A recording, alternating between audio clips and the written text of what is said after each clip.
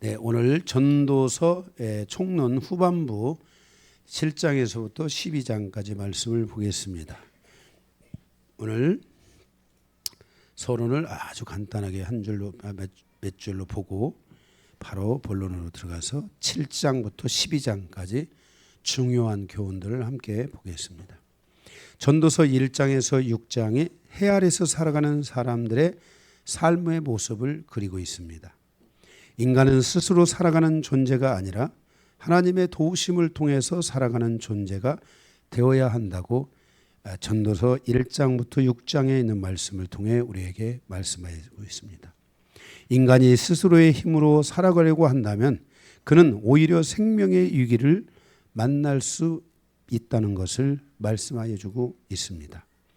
사람에게 가장 중요한 것은 생명이기에 생명의 근본이시고 우리에게 생명을 허락하여 주신 하나님께로 우리의 삶이 돌아가고 하나님이 중심이 되어 살아가는 삶으로 다시 회복되어야 된다는 것을 전도서는 말씀하고 있습니다.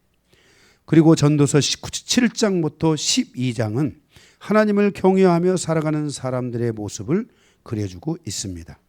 하나님을 중심으로 살아가는 사람들의 모습은 어떤 것인가? 우리가 함께 살펴보면서 은혜를 나누기 원합니다. 7장, 전도서 여러분들이 7장을 피시면 되겠습니다. 7장. 하나님을 중심으로 살아가는 사람의 모습. 제가 감동되는 대로 세 가지를 적었는데, 첫째는 자신의 가치를 세울 줄 아는 사람이 돼야 된다 그랬습니다. 여러분들의 이름에 만족하십니까? 아마 불만족이 있었다면 바꾸셨겠죠. 이 사람의 이름이라는 것은 그 사람의 가치를 말하고, 우리가 이 이름이 어떻게 보면 우리는 이게 부모로부터 이름이 지어져 온 것처럼 보이지만 하나님이 그것을 허락하셨다는 겁니다. 하나님이 우리의 그 이름을 허락해 주셨다는 거예요. 부모님을 통해서. 그래서 여러분의 이름이 이렇게 존재하게 됐는데, 성경은 이 좋은 이름, 이 이름은 좋은 사람이다. 그 사람을 의미한다. 그 이름은 그 사람을 의미하는 거예요. 김봉찬. 그러면 그 사람을 의미하는 거예요. 인생을 지금 50년 넘게 살아왔으니까 주변에 김봉찬이라는 이름을 아는 사람들이 많이 있을 거예요. 아, 이 사람은 이런 사람이다 라고 이렇게 그 가치를 정해주는 것이 이름입니다.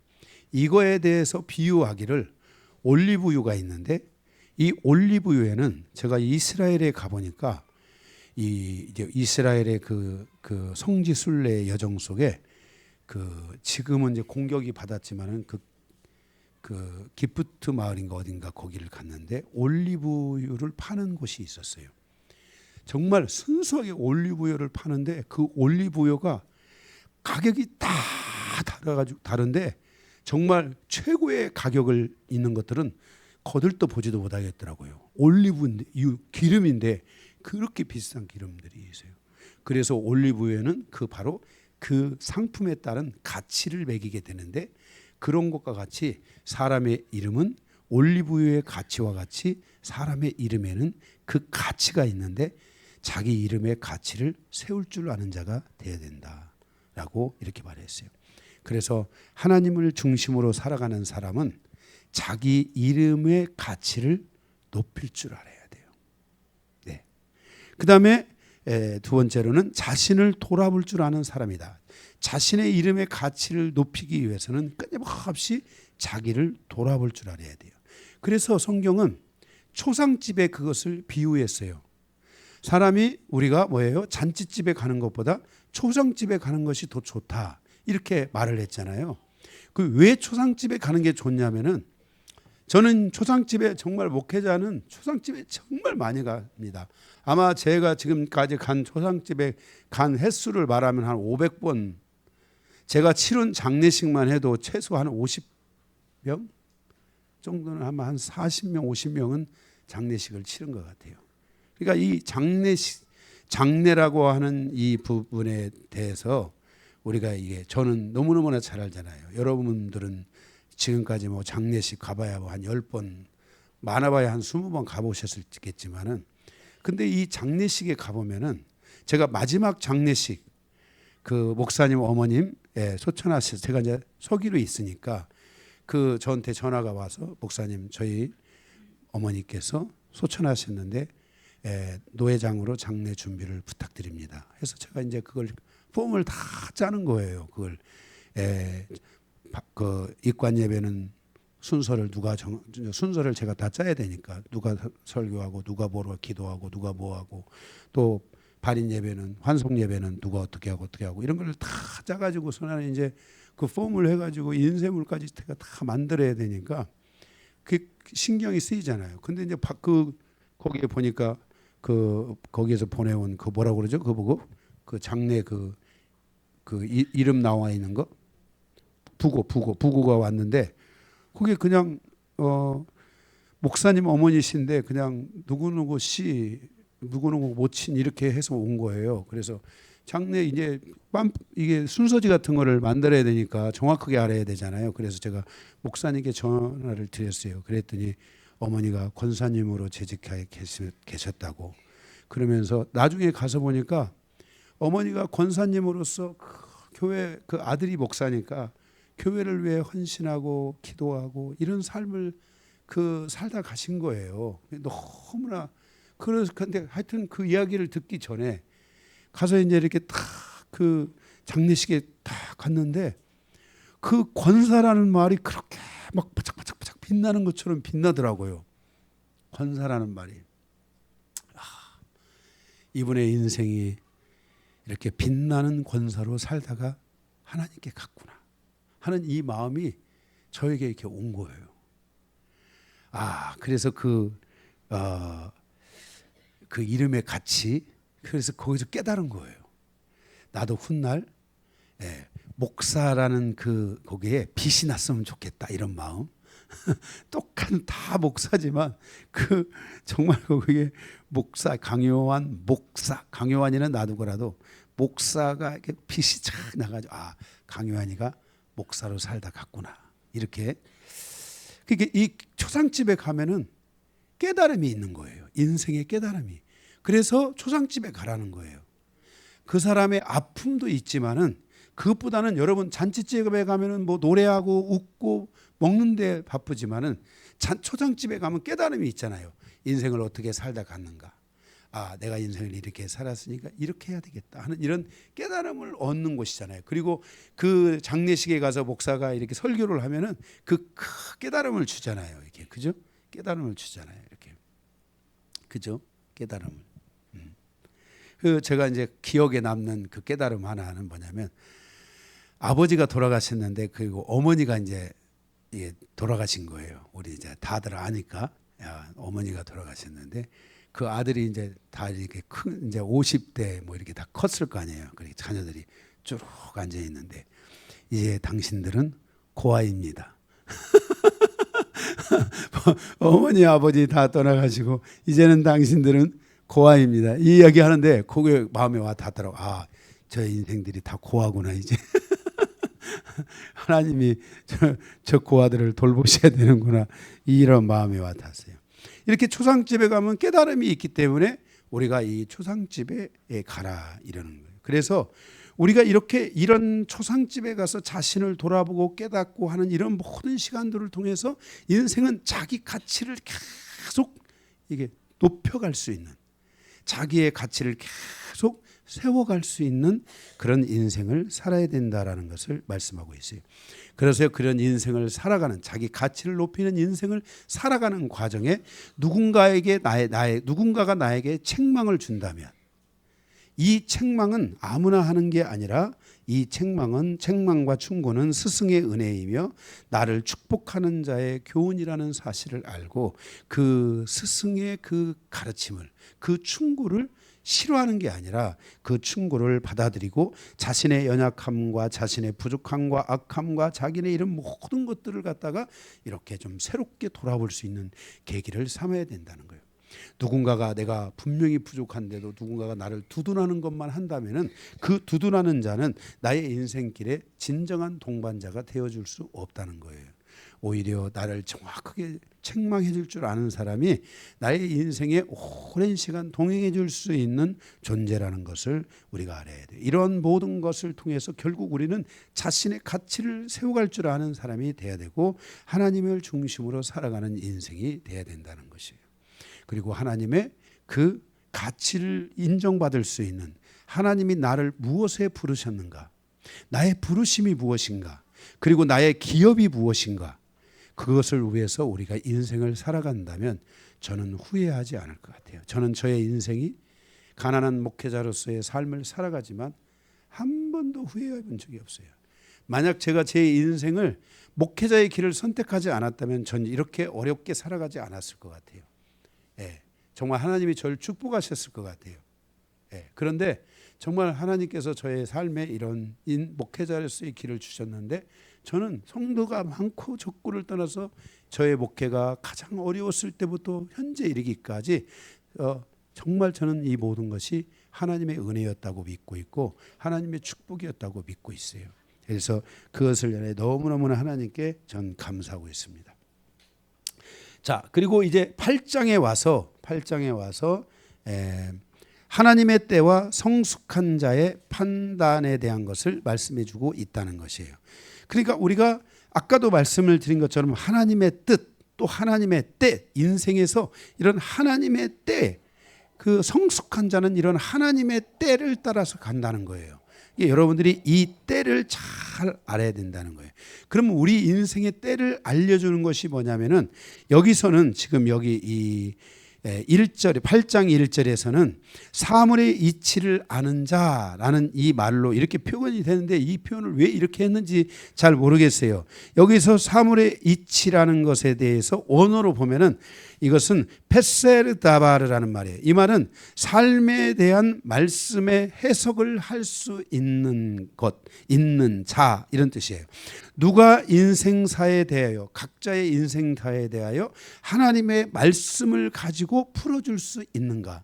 만약에 여러분의 인생에 대해서, 인생의 여정 속에 말씀을 가지고 여러분의 인생을 풀어주는 자가 있다면 여러분의 그 인생에 말씀이라는 것은 사건이라는 뜻이에요. 여러분의 인생에 사건이 일어날 수 있는 그 기회가 생긴다는 거예요. 그래서 여러분들의 삶에 이 하나님의 때가 여러분에게 임하여서 그 하나님의 때에 하나님의 말씀이 여러분을 인생을 풀어주기 시작한다면 그 말씀이 여러분에게 가서 나바르라는 하나님의 사건을 일으켜서 여러분에게 예를 들어서 부흥의 사건이 일어난다든지 여러분의 가정사의 사건이 일어난다든지 여러분의 일터에 새로운 역사가 일어난다든지 이렇게 하나님의 때에 따라서 그 때가 열리는 그것을 말씀을 통해서 풀어주고 이끌어주는 이 삶이 우리에게 매우 중요하다는 것을 말씀하고 있어요. 왜냐하면 말씀이라는 것은 권능이 있는데 왜 이 말씀이 권능이 있냐면 왕의 말씀이기 때문에 그래요. 이 하나님의 이 말씀은 왕의 말씀이에요. 만왕의 왕이시고 만주의 주이시고 만군의 여호와, 아멘, 주중의 주, 이분이 하나님이시잖아요 말이에요. 그 하나님, 그 왕이신 하나님의 말이기 때문에 말에는 이게 뭐예요? 이게 이 어명에는 권능이 있는 거예요. 우리가 알아듣이 조선 시대나 좀 뭐 고려 시대 이런 식으로 우리 중세 시대로 올라가서 보면 왕이 말을 하는 거예요. 죽여라. 그러면 그냥 죽이는 거야. 왕이 제 백정을 정육품에 하사라. 그러면 그냥 하사하는 거야. 그게 왕의 말이 천금과 같고 왕은 그 말에 결론을 내기 전에 그 말을 아껴야 되고 왕의 말이 선포되면 그것이 곧 그 질서가 되는 거예요. 그 말에 권능이 있는 거예요. 마찬가지로 하나님의 이 말씀에도 이와 같은 권능이 있다는 것을 알고 하나님의 이 말씀이 여러분의 인생을 이끌어가서 이 말씀이 여러분의 얼굴을 바꿔주고 이 얼굴이 바뀌어야 돼요. 얼굴이 확 여러분 인생이 이렇게 달라지잖아요. 그럼 얼굴이 확 펴야 돼요. 편안하게. 응? 얼굴이 달라지고 이런 것들이 변하셔야 돼요. 할렐루야. 그래서 여러분들이 위험 속에 있다 할지라도 그 위험에서 벗어나는 일이 있게 되고 여러분의 험난한 항해 속에서도 거기서 여러분들이 새로운 여정으로의 전환이 이루어질 수 있게 되고 기적 같은 일이 여러분의 삶에 일어날 수 있고, 그죠? 아멘? 우리 인생은 몰라요. 옆에 얘기해 주세요. 우리 인생은 아무도 모릅니다. 그러면 누가 알까요? 그렇죠. 하나님만 아시는 거야. 그러니까 여러분들이 계속 하나님께 집중하는 시간들을 여러분들이 가져가셔야 된다 이 말이에요. 아멘. 예, 그래서 9장에 이어서 바로 말하는 거예요. 세계가 하나님의 손안에 있다. 말씀은 한 장이야. 다 이어지고 있는 거야. 우리 인생이 다 하나님의 손안에 있다. 아멘. 그래서 아까도 말씀을 드린 것처럼 우리가 하나님의 손안에 있기 때문에 악인들이 살아가는 것과 의인들이 살아가는 삶의 모습들이 다 다른데 결국 사람의 관점과 다르게 악인은 멸망의 길로 가고 의인은 생명의 길로 가는데 인생의 출발부터 끝이 태어나면서부터 우리 인생이 멸망으로 가는지 생명으로 가는지에 대한 모든 것들이 누구의 손안에 있는 거예요? 하나님의 손안에 있다는 거예요.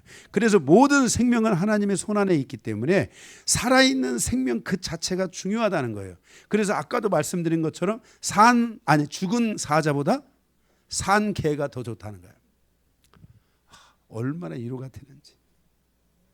응? 나는 너무나 부족하고 연약하다 할지라도 그래도 살아있잖아. 살아있으니까 무슨 일이 일어날지 몰라.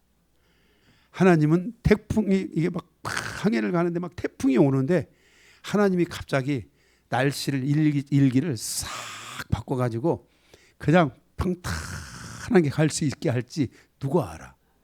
인생은 아무도 모르는 거야. 예? 그러니까 잘났다고 잘난 척 할 필요도 없고 못났다고 너무 낙심할 필요도 없고 우리는 오로지 하나님을 바라보면서 하나님의 손안에 내가 있다 하는 것들을 여러분들이 가지고 하나님이 내 인생을 결정하신다.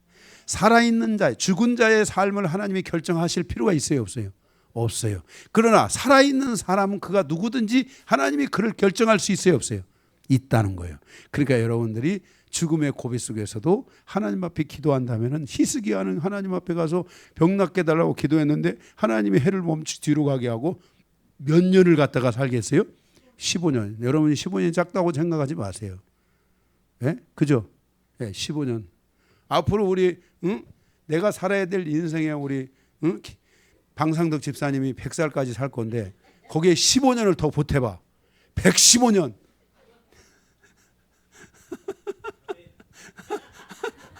오래 살고 싶.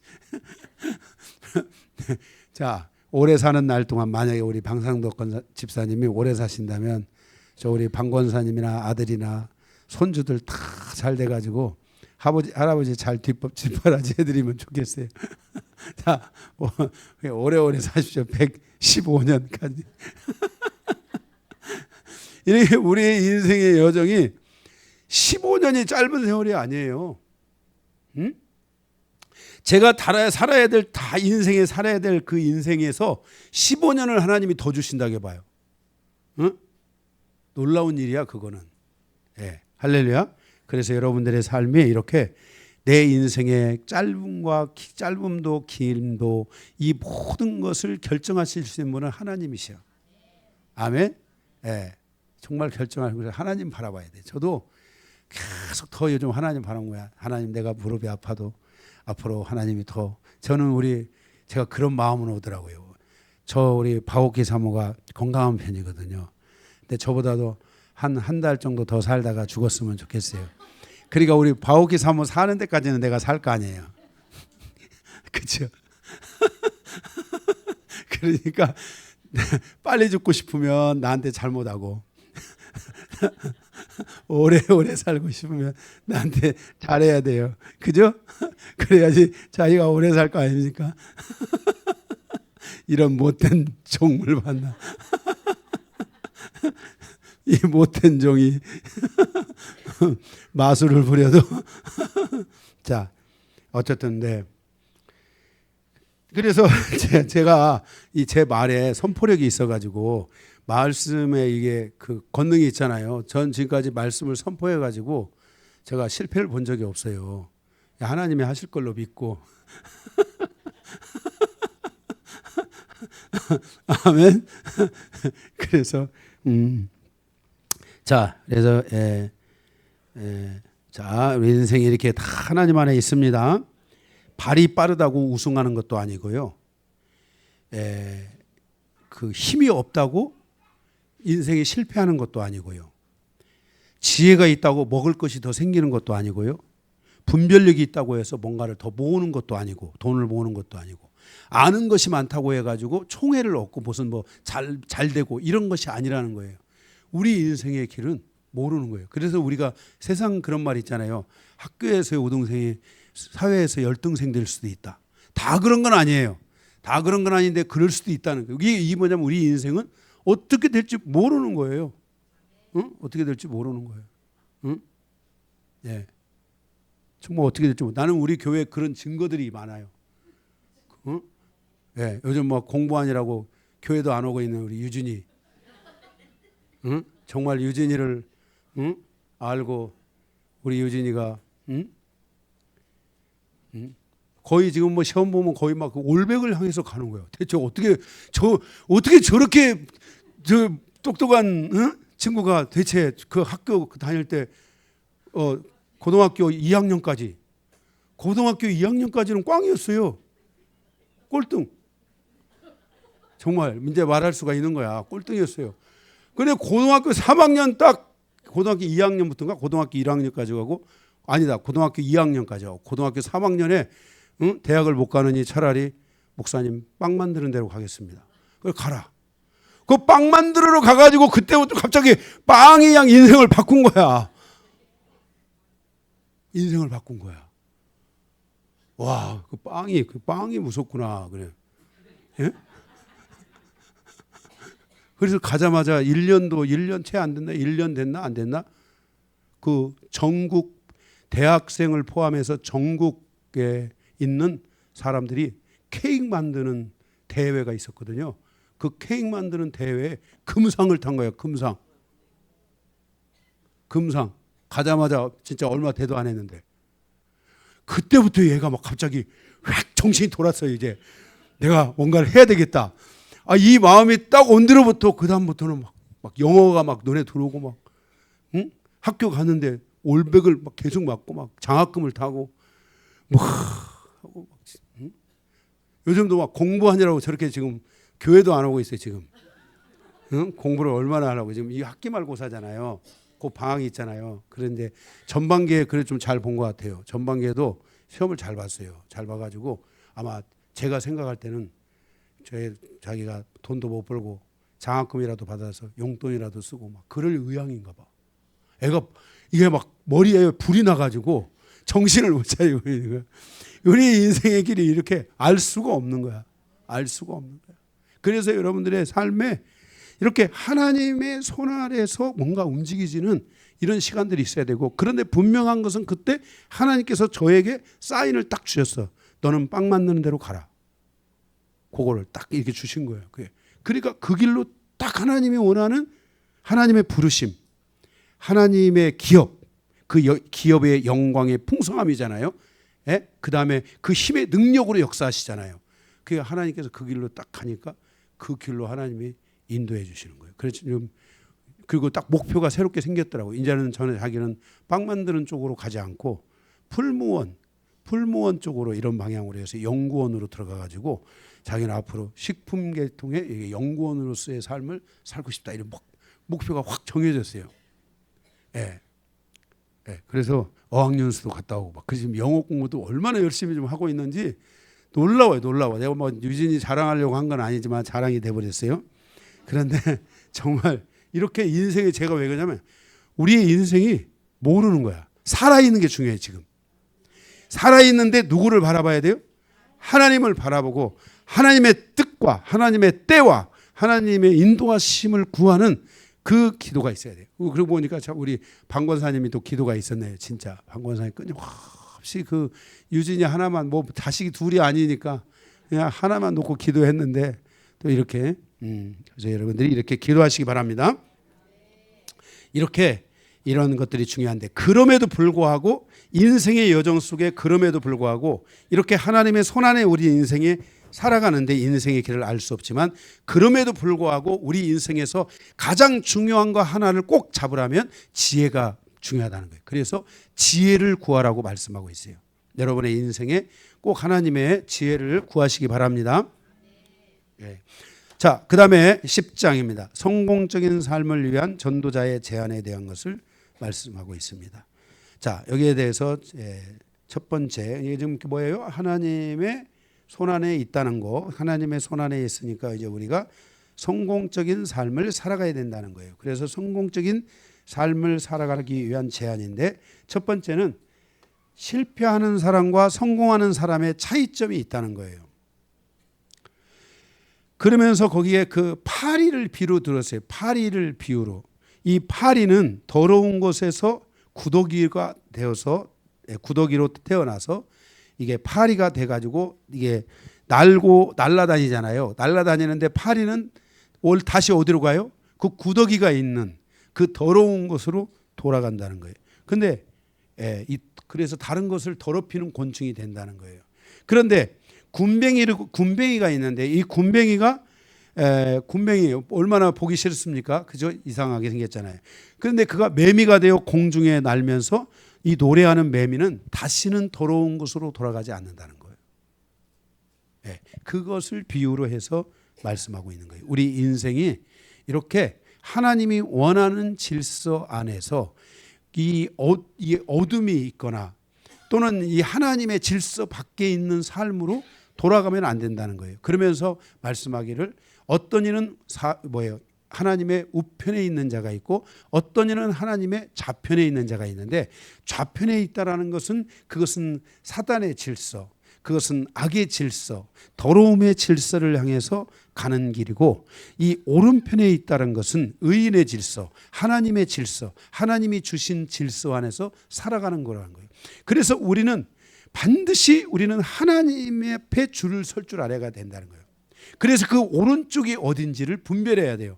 하나님이 원하는 길, 하나님이 기뻐하시는 길, 하나님이 허락하신 그 길, 그 오른편에 서는 질서를 반드시 우리가 가져가고자 하는 그런 것들이 우리에게 매우 중요하다는 것을 말씀하고 있다는 거예요. 그래서 지혜로운 자의 마음은 오른편에 있고 주님 편에 있고 의로운 편에 있는데, 어리석은 자의 마음은 자꾸만 왼편으로 간다는 거예요. 그래서 여러분들이 혹시라도 우리의 삶에서 자녀들이나 이런 경우가 왼편으로 간다면 여러분이 그를 위해 기도해주고 대화해주고 그가 오른편의 방향성을 가지고 갈 수 있도록 우리가 이끌어 줘야만 한다는 것입니다. 아멘. 그래서 자꾸만 왼편으로 기울어지는 삶이 아니라 왜 오른편으로 기울어지는 삶이 될 수 있도록 우리가 기도하고 돕고 또 함께 중보하면서 가야 될 줄로 믿습니다. 자, 두 번째로는 성공적인 삶을 살고자 한다면 첫째는 다른 사람을 위해 함정을 파는 사람이 되면 안 된다는 거예요. 왜냐하면 거기 8절에 보면 10장 8절에 함정을 파는 자는 거기에 빠진다는 거예요. 자기 함정에 자기가 빠진다는 거예요. 그러니까 함정이라는 것이 없으면 내가 빠질 일도 없고 내가 또 그것 때문에 고민할 일도 없게 되잖아요. 그런데 쓸데없이 다른 사람을 위해 함정을 파는 이런 일들을 그리스도인들은 하면은 안 된다는 거예요. 어떤 사람을 누굴 죽이기 위해 거기를 딱 함정을 파놓고 거기에 들어오기를 딱 기다렸다가 봐, 너도 그렇잖아 하면서 이렇게 탁 하는 이런 습관, 잘못된 질서들을 절대로 가지면 안 된다는 거예요. 둘째로는 담은 자기 자신의 인생사에 대한 방어막이라는 게, 이게 자기의 담, 자기가 가지고 있는 작은 담이라도 스스로 헐지 말라는 거예요. 담을 허는 자가 되면 안 된다는 거예요. 자기 자신에 대한 경계가, 자기 자신에 대한 경계, 내가 이 선은 넘지 않겠다, 이런 경계가 분명하게 존재해야 된다는 거예요. 이 경계를 우리가 허물어버리면 안 된다는 거예요. 이 담을 허는 자가 되면 안 되는 거예요. 그래서 이 경계가 분명한 사람은 쉽게 넘어지지 않는다는 거예요. 그래서 여러분의 인생에 이 경계가 분명해서 여러분들이 공격을 받지 않고 넘어지지 않을 수 있어야만 하는 거예요. 제가 그러면서 시골에 있었던 얘기 했잖아요. 시골에 교회를 건축하려고 하는데 담이 하나 있었어요. 그래서 그 담을 그렇게 별로 중요하게 생각 안 했어요. 그런데 그 담을 갖다가 이제 교회를 짓기 위해서 담을 허는데 그 담을 허는 순간 한 30m 정도 되나? 20m, 30m 되는 담이었는데 그 돌담을 허는 순간 그 돌담 안에 지네가 이 딱 손가락만한 막 지네들이 막 거기에 수백 마리가 막 바글바글 막 있는 거야. 어? 그 담이 그 우리 사는 데를 지키고 있었던 거야. 그게 못 넘어오도록. 우리가 인생의 경계, 우리 인생의 경계가 있잖아요. 자기의 경계라는 게 있어요. 그것을 말씀 안에서 경계를 세우고 그거를 헐면 안 돼요. 예, 자기 경계를 여러분들 헐지 마시기 바랍니다. 그 헐면 안 됩니다. 그래서 다른 사람을 위해 함정을 파면 안 되지만 자기 스스로의 경계가 있는데 그 경계를 헐어서도 안 되고, 또한 자기의 셋째로는 자기 인생을 늘 준비하는 자로 살아가야 된다는 거예요. 제가 저의 인생에 있어서, 저의 이 목회 여정에 있어서 제가 목회를 1기, 2기로 나눌 수 있어요. 영성하기 전에 1기, 영성하고 나서 2기. 제가 목회가 지금 토탈 저의 목회 여정이 30년인데 전 15년과 후 15년이 있어요. 전 15년은 목회가 준비가 덜 돼가지고 이게 잘 안 되니까 카피 목회를 한 거예요. 다 그래서 대한민국에 좋다는 설교는 설교 다 백업 시켜가지고요. 정말 이게 탁 열잖아요. 한 금요일이나 토요일 날쯤 탁 열면은 막 곽선희, 오카눔, 한경직, 조영기, 이동원, 이게 막 쫙 열려요. 그런데 제가 보고 깨달은 게 있어요. 하용조 막 다 열리는데요. 이 사람들이 자기들도 카피를 하고 사는 거야. 이 사람들도 자기들끼리 카피하고 사는 거야. 이게, 야, 나 카피가 죄는 아니구나. 이렇게 제가 이제 살았는데, 이 후기 15년에 와서는 제가 말씀 앞에서 10년을 정말 엎드려서 말씀을 계속, 지금도 하나님의 말씀에 대해서는 하나님의 도우심, 성령님의 도우심을 구하지만은 10년을 말씀을 준비하고 공부하고 준비하는데, 거기에 하나님 말씀을 준비할 수 있도록 정말 내가 미국은 안 갔는데 미국에 막 훌러부터 시작해가지고 막 빵빵한 그런 분들을 막 하나님이 저에게 그 책으로, 사람으로는 붙여주지 않았지만 책으로 막 그런 것들을 붙여주고, 하나님이 30년 동안 성경을 판 사람을 만나게 해가지고 그 사람의 핵심을 저한테 다 하나님께서 막 가르쳐주고, 영성의 막 그 어떤 정상에서 막 말씀을 보고 막 이 말씀을 풀어낸 막 정말 막 그 말씀을 보니까 제가요, 이 말씀의 세계가 이게 멀티비전처럼 하늘로 이렇게 붕 독수리가 뜨듯이 확 뜨더라고요. 그래서 이 하나님의 세계와 말씀의 세계가 이렇게 쫙 보이는 거예요.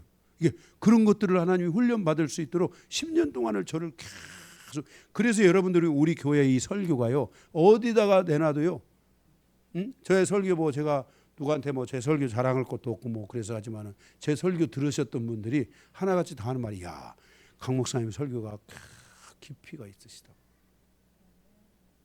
그러니까 저 초기에는 막 제 설교를 혹시 이게 이단은 아닌가 해가지고요, 다른 교회 막 목사님들한테 막 돌리신 성도들도 계세요.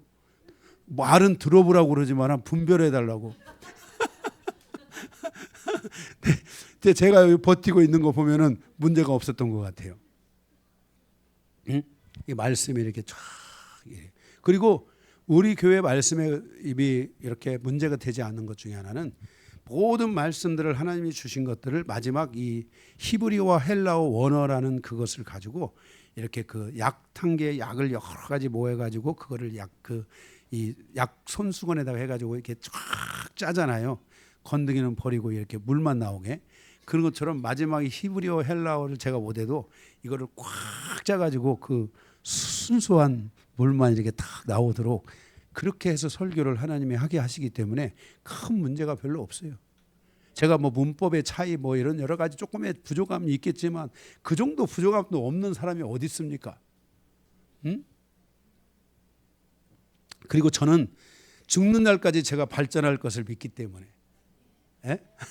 발전할 것을 믿기 때문에 그리고 그걸 또 저는 그보다 더 중요한 게 설교에 대해서 주님이 책임진다고 했잖아요. 그게 여러분들이 따지고 싶으면 누구한테 따져야 돼요?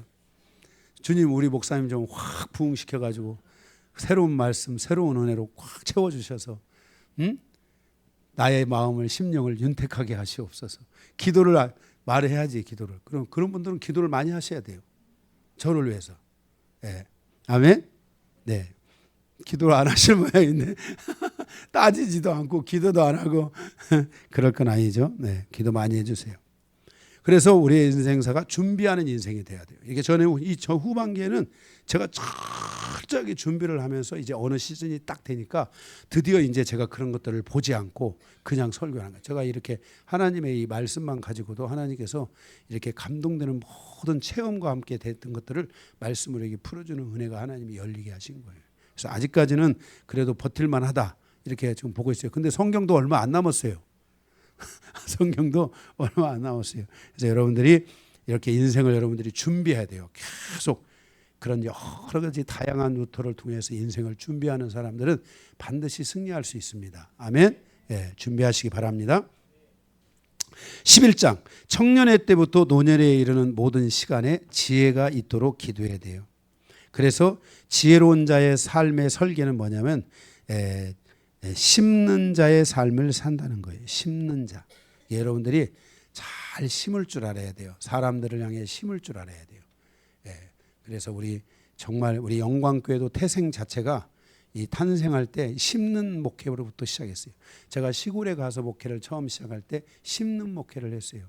정말 그 교회가 생긴 일에 제가 그곳에 가서 처음으로 마을회관이나 어려운 이웃이나 이런 분들을 생각하면서 심는 목회를 했어요.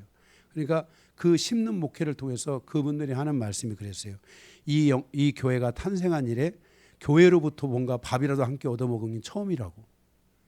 이렇게 말씀하실 정도로 심는 목회를 할 줄 알아야 돼요. 우리 영광교회도 태생이 정말 제가 어려운 속에서도 계속 어려운 그 좋은 나보다도 더 도와달라는 교회들에 대해서는 제가 다 선교하고 그랬어요. 정말 저는 막 휘청휘청해도 재정의 50%를 내가지고 막 다 선교하고 이런 일을 하고 살았어요.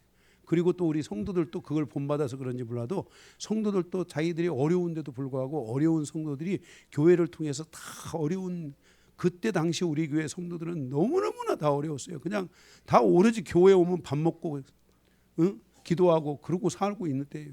얼마나 어려웠겠습니까? 그런데도 그거를 다 이겨내게 하나님이 하신 거예요. 이렇게 여러분들이 심는 목회를 잘 해야 돼요.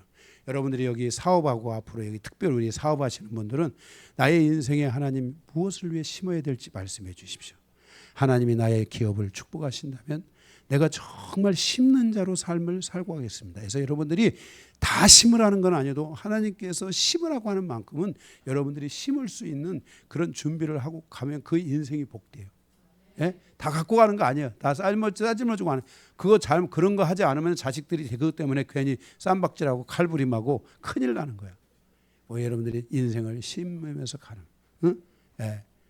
그래서 자식들한테 혹시 유산을 물려주지 않을 분들은 교회에 환원하는 이런 은혜가 있기를.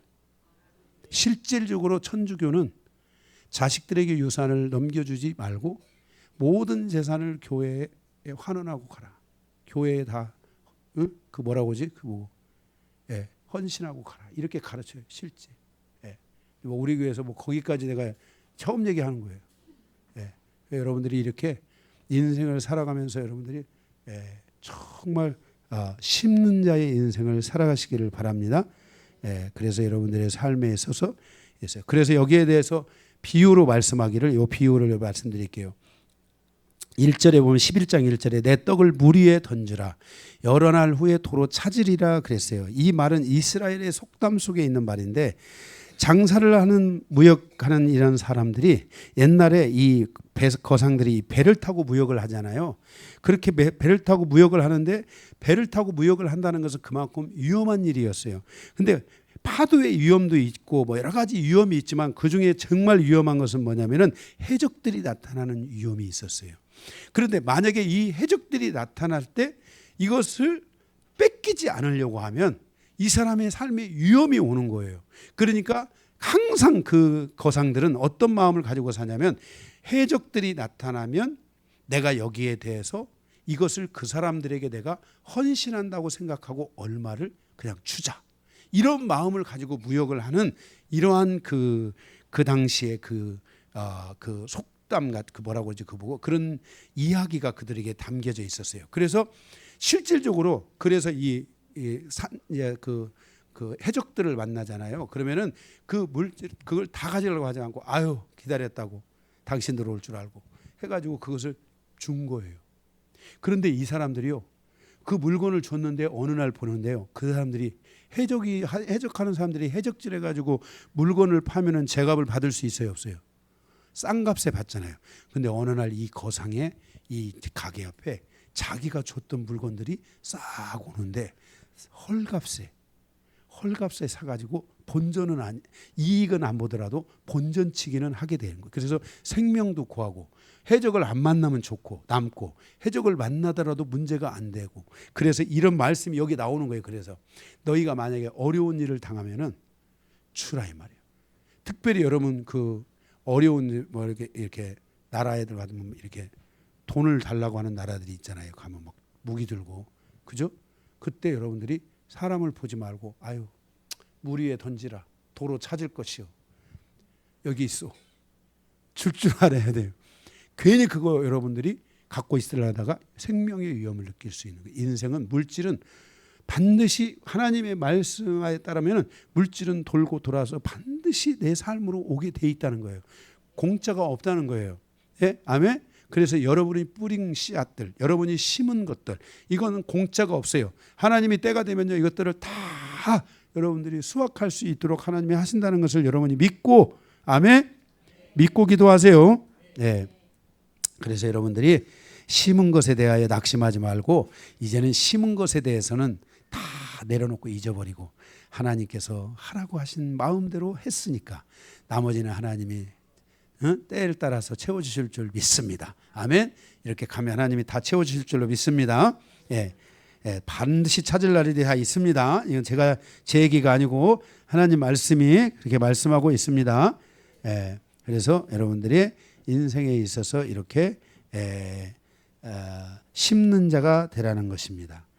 심는 자가 되라. 그래서 여러분들이 그리고 이제 두 번째로는 젊은 날을 잘 보내라는 거예요. 젊은 날을 즐거워하면서 사랑하면서 마음에 원하는 것이 정말 하나님이 내 마음에 원하는 것이 무엇인가를 찾아가면서 인생의 그 젊은 날을 잘 보내라고 말씀하고 있어요. 인생의 젊은 날은 다시 오지 않아요.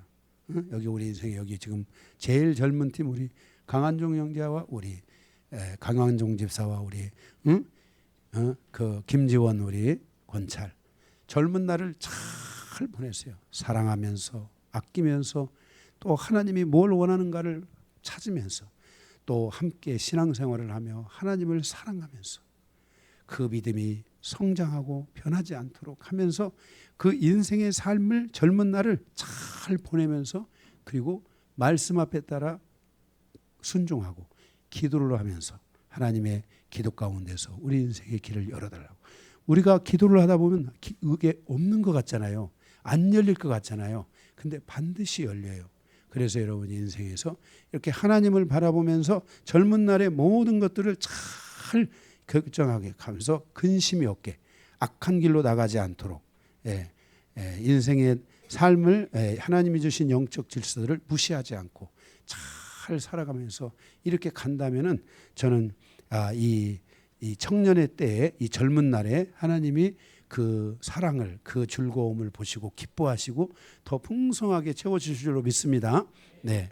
그리고 12장 이어서 주시는 말씀이에요. 12장 그 청년의 때 그 젊은 날에 창조주를 반드시 기억하라. 그 창조주를 잊지 말라. 너의 인생의 창조주 너를 창조하시고 너를 이끄시고 너를 붙드시는 일을 꼭 잊지 마라. 공고한 날이 이르기 전, 뭐예요? 인생의 노년에 이르기 전, 그 인생의 내 인생이 이게 이제 이게 그 내리막에 이르기 전에 반드시 창조주를 기억하라. 그러면은 그 창조주를 기억한 것만큼 그 인생의 노년 속에 하나님이 은혜와 은총을 베풀어 주신다고 말씀하고 있어요. 그래서 우리 인생이 연약해지기 전에 하나님이 주신 은혜 안에 있을 수 있도록, 머물 수 있도록 창조주를 늘 기억하라는 거예요. 그래서 정말 주님이 이게 청년의 때 그걸 기억해야 돼요. 주님이 나를 위해 원하시는 게 뭘까? 내가 무엇을 위해 주님을 헌신하며 살 것인가? 주님이 나를 향해서 주신 우선순위는 무엇인가? 나는 어떤 인생을 살아가야 되는가? 이런 것들을 젊은 날에 그것들을 놓고 간다면 하나님께서 반드시 거기에 따라서 그 노년의 삶에 그 보상을 얻을 수 있도록 하나님이 인도해 주신다는 것을 말씀하고 있어요. 제가 여러분들에게 말씀드렸죠. 인생은 초년의 복, 중년의 복도 중요하지만 노년의 복이 중요하다. 노년의 복은 자녀의 복이다. 여러분들의 인생의 모든 우리 성도들은 이 인생의 노년의 복이 열려야 돼요. 노년의 복이. 정말 저는 제가 뭐 하나님의 은혜 안에 사는 것 그 자체도 즐거움이지만은 저는 우리 여기 강기도 목사나 가정이나 강한종 가정이나 그러한 그 노년의 즐거움을 하나님이 주셔서 너무너무 감사해요. 오늘 또 저 우리 유아가 와가지고 막 저 뒤에 있는데 막 춤을 추고 막 할아버지 손을 잡고 막 하고 막 그러는데 마음이 기쁘더라고요. 야, 내 인생에 이렇게 지금 나는 힘도 못 쓰는데 내 인생에 이렇게 정말 우리 손주가 와서 이렇게 같이 춤도 추고 관심 갖고 막 사랑의 표현을 하고 막 이런 게 얼마나 이게 큰 축복입니까? 그죠? 여러분의 인생에 이런 노년의 복들을 위해서 기도하셔야 돼요. 하나님 내 인생에 노년의 복을 주옵소서. 내 자녀들을 위해 여러분들이 젊은 날에 자녀들을 위해 기도하고 그 자녀들을 잘 돌보고 그 문제를 어떻게 풀어갈지를 보고 항상 세심히 봐야 돼요. 이렇게 아람이 잘하겠지 이게 아니라 잘할 수 있도록 사랑이도 잘할 수 있도록 늘 세심한 눈으로 바라보면서 그들을 위해 기도하고 뭐라고 하는 게 아니라 그죠? 기도하고 이렇게 하면서 잘 간다면은 잘 클 줄로 믿습니다. 그래서 여러분들이 인생의 삶을 이렇게 하나님을 기억해야 됩니다. 마지막으로는 우리가 인생의 삶을 하나님을 경외하는 데 목적을 두고 가야 됩니다. 나는 하나님을 경외하는 자인가? 정말 나는 하나님을 향하여 경배하고 나는 하나님의 말씀에 순종하고 하나님의 뜻에 순종하고 하나님을 향하여 예배하고 하나님을 사랑하는 자로 살아가고 있는가? 이 부분을 여러분들이 하나님을 잘 경외함으로 가시기 바랍니다. 하나님을 경외하는 자는 이 하나님의 이 말씀을 소중하게 여깁니다. 이 하나님의 말씀을 이 하나님의 말씀으로 이 하나님의 그 음성으로 이렇게 듣고 간다는 것을 기억하고 그리고 인생을 살아가는 과정에서 시간이 가면 갈수록 말씀의 깨달음들이 더 커져야 됩니다. 이렇게 말씀의 깨달음들이 더 많이 커지고 저도 갈수록 더 많이 말씀에 대한 깨달음들이 커지고 그리고 커지는 것뿐만 아니라 그 말씀에 순종하고 가는 그런 인생을 우리가 살아간다면 하나님을 경외하는 그 인생을 살아간다면 하나님께서 우리의 모든 인생을 소집해서 다시 축복하시고 다시 회복시키시고 다시 은혜를 베푸시고 더 큰 은혜를 베푸시고 하나님이 인도해 가실 것이라고 전도서를 통해 우리에게 말씀하여 주고 있습니다. 모든 전도서 강해를 마치도록 하겠습니다.